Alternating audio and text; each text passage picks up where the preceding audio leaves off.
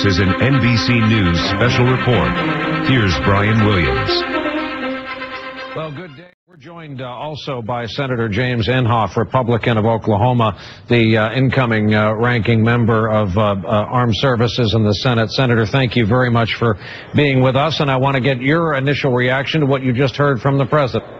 Well, Brian, first of all, let's keep in mind that that was the most heart-wrenching thing just to observe from afar that happened in Newtown, Connecticut. And, you know, I've got my own little audience here, too. These are my 20 kids and grandkids, so certainly we're very sensitive to everything that happened there. Every time something like this does happen, we respond. People who are have been promoting gun control for a long period of time respond emotionally. That's understandable. That's part of the system. Here's my response to it. First of all, and I wrote this down as he was talking, he's talking about 23 executive orders. To me, no one has read those yet. I don't have any idea what they are. But I want to make sure that all the people in Oklahoma, in my state, know that we're talking about two almost unrelated things. One, you have executive orders. He can do that.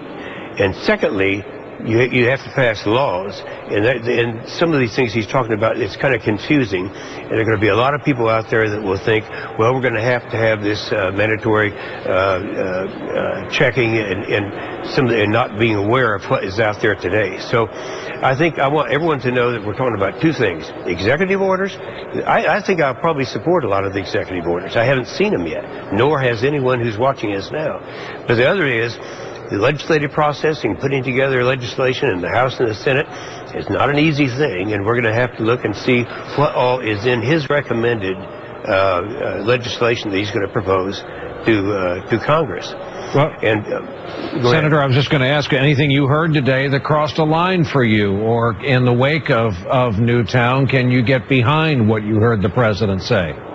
No, on the legislation, you have to wait and see what's in the legislation. When you talk about background checks, there are already background checks, and I don't agree with the statistics that he used, that 33% or whatever it was, some large percentage of the guns that have been violent acts have not ever had a background check. I don't believe that's true. And the other assumption that is always there when you talk about legislation is that somehow the criminal element, they're the ones in almost 98% of the cases, are responsible. That somehow, if we pass a law, they're going to single out that particular law to obey. Now, if you talk about the 10 rounds, there's some merit to this thing. On the other hand, you have to keep in mind the law enforcement community and the law abiding community would be assuming that 10 rounds is a maximum, and yet there could be crimes committed. They would develop their system with that, and they find out maybe they have 20 or 30 rounds, because we're talking about the criminal element here. So it's not going to be easy. I know legislation is going to be introduced, and we'll look at it when that happens. All right, Senator James Inhofe, Republican of Oklahoma. Senator, thank you very much for joining us. Following the president's remarks today, we'll have, of course, a complete wrap-up and analysis tonight on NBC Nightly News. From New York,